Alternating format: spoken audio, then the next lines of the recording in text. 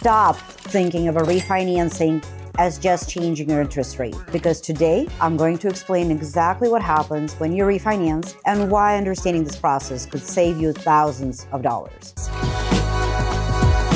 Welcome. Hi there. I'm Ella Gurfinkel, Senior Loan Officer with 30 years of experience and over 2,000 families served. And today we're going to break down what really happens in a refinance. Don't like or subscribe just yet. Let's make sure you understand this crucial information first. Now, let me start with a simple answer. Yes, you get a completely new loan when you refinance.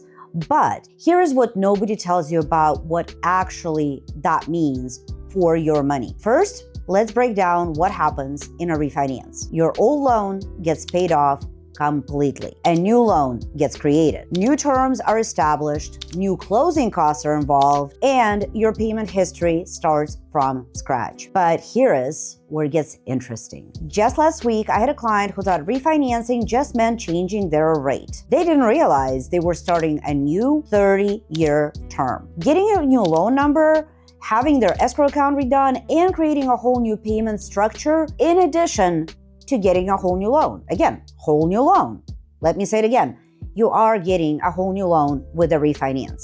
Now, let me show you what that means in real life. Your loan term could have been 30 years and now you're 5 years into it, meaning you have 25 years remaining. After refinance, if you opt in for a new 30-year loan, you're looking at a whole new loan starting over at 30 years. Unless you choose a shorter term, and you have options, here is what this means for your money. On a $400,000 loan, original loan amount, 25 years left. New 30-year loan, 5 more years of payments. Difference in interest could be about $50,000 or more depending on your interest rate. But here is what most people don't realize about refi. Your escrow account. Your old escrow account gets closed out and you get a refund usually within 4 to 6 weeks directly from the old lender to you in a form of check mailed to your house. Yes, the check is legit. That's one of the biggest questions and one of the most frequently asked questions I've gotten from clients who I've refinanced over the years. I received a check in the mail. Is it legit? Is it real? Question is who the check is from.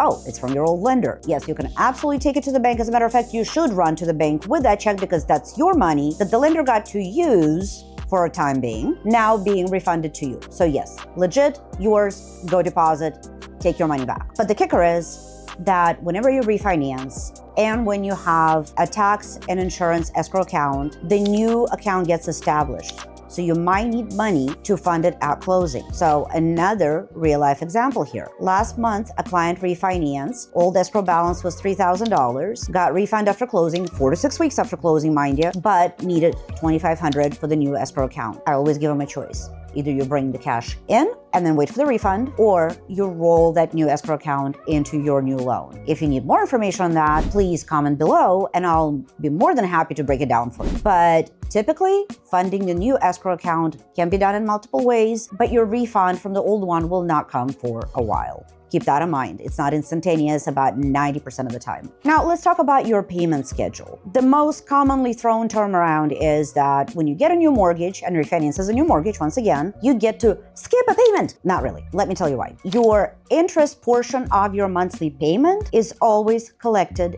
in arrears.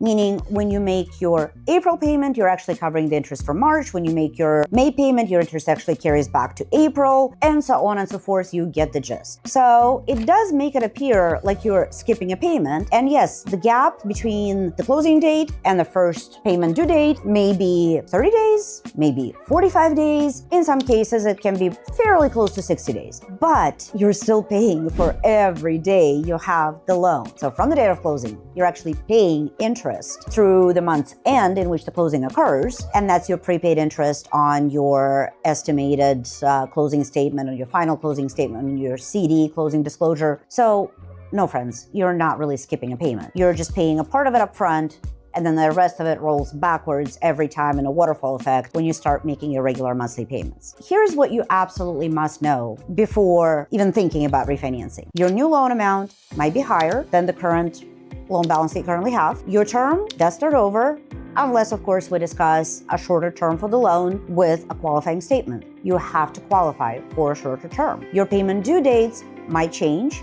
Technically, Your mortgage payments, we're talking about first mortgages here. Technically, your mortgage payments are always due on the first of the month, but you have a 15-day grace period where no late fees are assessed. So technically, you could make your mortgage payment by the 15th or 16th of the month without getting any late fees assessed against you. Your escrow account starts from scratch. So the biggest mistake I see, people refinancing without understanding how it affects their long-term financial goals. Sometimes a lower payment isn't worth starting over for 30 years. If you want to know what your specific options are, let's have a conversation and I'll break it down for you. And I will show you what the actual costs are, what you will or won't save if you refinance. Because just like any financial product, a refinance is not always for everyone. A refinance doesn't always make sense depending on your life's goals, depending on your immediate and not so immediate plans. So let's have a conversation. In the meantime, comment below and I'll see you on the next one.